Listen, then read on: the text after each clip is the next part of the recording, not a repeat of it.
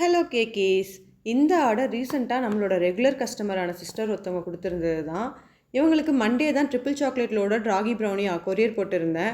Thursday message பண்ணியிருந்தாங்க. நானும் என்ன ப்ரௌனியில் ஏதாச்சும் ப்ராப்ளமா அப்படின்னு சொல்லி கேட்டேன். அவங்களும் உடனே ஆமாம் சீஸ் ப்ரௌனி தீந்துருச்சு அப்படின்னு சொன்னாங்க. அதை கேட்கும்போதே அவ்வளோ ஹாப்பியாக இருந்துச்சு. இதே மாதிரி எனக்கு இன்னொரு 1/2 kg வேணும்னு சொல்லிட்டு உடனே ஆர்டர் பண்ணிட்டாங்க. கரெக்டாக ஃப்ரைடே டிஸ்பேச் பண்ணுற மாதிரி ஆயிடுச்சு.